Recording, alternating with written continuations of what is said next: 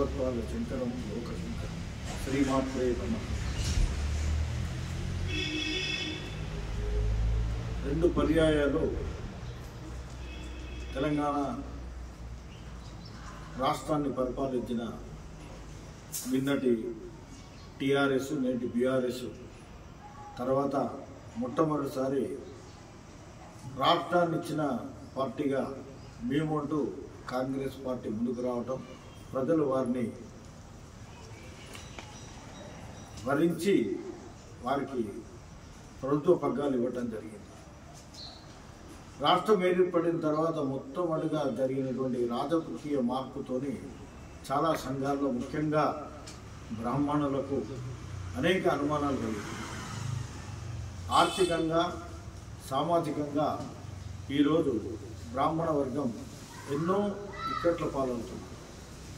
ఆర్థికంగా వారికి ఉన్న సమస్యలు చెప్పుకోలేకపోతున్నారు. ఆత్మాభిమానం వల్ల ఎవరి ముందు కూడా చేయిజాచేటువంటి ఆ యొక్క లక్షణం వాళ్ళ దగ్గర లేదు కాబట్టి వాళ్ళలో వాళ్ళే కుమిలిపోయి బాధపడుతూ ఎవరికి చెప్పుకోలేకపోతున్నారు. ఇటువంటి పరిస్థితుల్లో ఇప్పుడు వచ్చిన గవర్నమెంటు బ్రాహ్మణుల గురించి, బ్రాహ్మణ సంక్షేమం గురించి, ముఖ్యంగా బీద పరిస్థితుల్లో ఉన్నటువంటి బ్రాహ్మణులకు ప్రభుత్వం చేయూత ఇచ్చి ఇప్పుడిప్పుడే ప్రకటించినటువంటి ఈ ఆధార్ కార్డు, రేషన్ కార్డు, తర్వాత గుర్తింపు కార్డులు వీరు ఏవైతే ప్రవేశపెడుతున్నారో వాటన్నిటిని కూడా బ్రాహ్మణులను ఇబ్బంది పెట్టకుండా, ఎందుకంటే ఇంతకుముందు కేవలం బ్రాహ్మణ సర్టిఫికేట్ ఇవ్వడానికి కూడా ఈరోజు కూడా ఏమిటంటే రెవెన్యూ ఆఫీస్ చుట్టూ తింపుకుంటున్నారు. కుల ధృవీకరణ ఇవ్వడానికి కూడా ఇంత ఇబ్బంది పెడుతున్నారు. రేపు ఈ కార్డ్స్ ఇవన్నీ రేషన్ కార్డు కావాలన్నా, తర్వాత ఆధార్ కార్డు రావాలన్నా చాలా ఇబ్బందులు కలిగే అవకాశం ఉన్నాయి. కాబట్టి బ్రాహ్మణులకు కూడా బీద బ్రాహ్మణులను గుర్తించి వారికి తప్పకుండా ప్రభుత్వం ఇచ్చే పథకాలను వర్తింప చేయాలని, వారిని కూడా ఆదుకోవాలని, ముఖ్యంగా ఆర్థిక పరిస్థితులు బాగాలేనందున వారు పై చదువులు కూడా చదువుకునే పరిస్థితి ఈరోజు లేదు. ఆర్థికంగా వీరిని ఆదుకోవాల్సిన అవసరం ఉన్నది. అగ్రవర్ణాలని చెప్పి పక్కకు పెట్టకుండా బీద వర్గాన్ని పైకి తీసుకొచ్చే ప్రయత్నం చేయాలి ప్రభుత్వాలని కోరుకుంటున్నాం.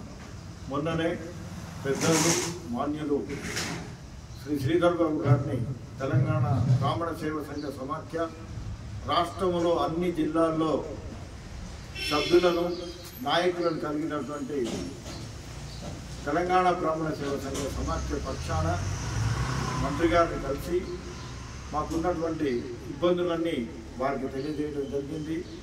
ఒక వినతి పత్రం కూడా వారికి ఇవ్వడం జరిగింది. వారు పెద్ద మనస్సుతో రాష్ట్రంలో ఉన్నటువంటి పరిస్థితులు వారికి అన్నీ తెలుసు కాబట్టి, అన్నీ తెలిసిన వ్యక్తిగా తప్పకుండా నాకు ఈ సమస్యలు కొన్ని తెలుసు, మీరు చెప్పినవి కూడా సబబుగానే ఉన్నాయి కాబట్టి తప్పకుండా ముఖ్యమంత్రి గారితో మాట్లాడి న్యాయం చేయడానికి తన వంతు కృషి చేస్తున్నారు. వారు ఇచ్చిన హామీని మేము స్వాగతిస్తూ తప్పకుండా రేవంత్ రెడ్డి గారు కూడా ఆయన కూడా ఒక చిన్న పల్లెటూరు నుంచి జీవితాన్ని ప్రారంభించింది కాబట్టి బ్రాహ్మణులు వారి స్థితిగతులు ఆయనకు కూడా తెలుసు. ఒక మహబూబ్ నగర్ జిల్లాలోనే కాదు, రాష్ట్రం మొత్తంలో తెలంగాణలో వాళ్ళ ఇబ్బందులు వారికి తెలుసు కాబట్టి ఇప్పుడు ఉన్నటువంటి సంస్థలను పునరుద్ధరించాలి. అక్కడ యోగ్యులై మంచి బ్రాహ్మణుల, పేద బ్రాహ్మణులకు సేవలు అందించేటువంటి తత్వం కలిగినటువంటి వారిని అక్కడ వారికి పాలక మండలిలో ఏర్పాటు చేస్తే బాగుంటుంది. కేవలం ఒక వ్యక్తిని తర్వాత వారి యొక్క హోదాను బట్టి కాకుండా సేవ చేసే తత్పరత కలిగిన వారిని మాత్రమే కమిటీలలో వారికి ప్రాధాన్యత ఇవ్వాలని, అట్లాగే అనేక కార్పొరేషన్లు, తర్వాత వేరే సంస్థలు, ముఖ్యంగా దేవాలయాల్లో అక్కడ అర్చకుడు లేకుండా ఏ దేవాలయం లేదు, అంటే బ్రాహ్మణులు లేకుండా దేవాలయం లేదు కాబట్టి అక్కడ బ్రాహ్మణులకు కనీసం ఏమిటంటే ఈ పాలక మండలిలో వారికి సాధ్యమైనంత వరకు కనీసం 60% దేవాలయాలకు బ్రాహ్మణులనే చైర్మన్గా చేయాలని మాకున్నదే అదొక అవకాశం, అక్కడ వారికి అవకాశం కల్పించాలని, అదేవిధంగా సభ్యులుగా కూడా కనీసం ఇద్దరు, ఒక అర్చకుడు ప్లస్ ఒక సభ్యుడు కంపల్సరీ ఉండేటట్టు దాన్ని కూడా ప్రభుత్వం పరిశీలించాలని, ఇలా చాలా ఉన్నాయి. రాబోయే రోజులలో కొలువు తీరి ఇప్పుడే తొలుగు తీరదు కాబట్టి వాళ్ళకి ఇబ్బందులు పెట్టకుండా కొంత సమయం తీసుకొని మళ్ళీ మేము ప్రభుత్వాన్ని కలిసి విపులంగా అవకాశం ఇస్తే చర్చించి మంచి కమిటీలను యోగ్యులైన వారిని మాత్రమే నియమించాలని కోరుతూ రాబోయే రోజులలో బ్రాహ్మణ వర్గానికి కూడా చేయూతనిచ్చి తమ గుర్తింపు ఇవ్వాలని కోరుతూ సెలవు తీసుకుంటున్నా. సర్వే జన సుఖినో. పెద్దలు పూజ్యులు సిద్ధాంతి గారు అలాగే T3S ప్రధాన కార్యదర్శి గారు చెప్పిన అన్ని విషయాలు ప్రభుత్వ దృష్టికి వారు తీసుకెళ్లారు. అలాగే మా తెలంగాణ వైదిక సంఘం కూడా వారికి పూర్తి మద్దతుతోటి రాబో కాలంలో సమస్యల మీద ఏదైనా మనం రిప్రజెంట్ చేయాలంటే తప్పకుండా మేము మీతో కలిసి వస్తాము. ఎందుకంటే మనకు ఏకైక ఏజెండా అంటే బ్రాహ్మణ సంక్షేమం. పేద బ్రాహ్మణులు సంక్షేమ ఫలాలు అందుకోవాలనేది ఏకైక నినాదము, ఏకైక లక్ష్యం కూడా. కాబట్టి మా అధ్యక్షుల వారి అనుమతితో సంఘీభావం తెలుపుతున్నాము. భవిష్యత్తులో ఏ కార్యక్రమం తీసుకుంటామని ఈ సందర్భంగా మా తెలంగాణ వైదిక బ్రాహ్మణ సంఘం తరఫున హామీ ఇస్తున్నాం. ధన్యవాదాలు. అలాగే మా అధ్యక్షుల వారు రెండు మాటలు. శ్రీ గురుభ్యో నమః. శ్రీమాత్రే నమః. ఇంతవరకు తెలంగాణ బ్రాహ్మణ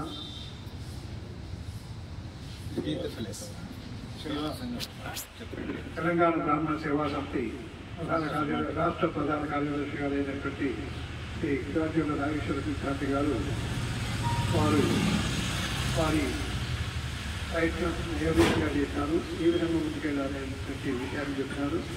చాలా సంతోషము. ఒకటే ఒక ధ్యేయము, మనతో కలిసి పెట్టే వాళ్ళతో మనం అందరం కూడా సంఘటితగా సంఘటితం. ఈ కలియుగంలో కూడా సంఘటితం చాలా ముఖ్యం కాబట్టి ఆ సంఘటితంగా వెళ్ళినట్టయితే మరి ఎవరంతా వాళ్ళు వెళ్లకుండా సంఘటితంగా ఒక 100 మంది ప్రతినిధులతో మనం వెళ్ళినట్టయితే తప్పకుండా మంత్రి గారు కానివ్వండి, అదేవిధంగా ముఖ్యమంత్రి గారు కూడా సంతోషపడతారు.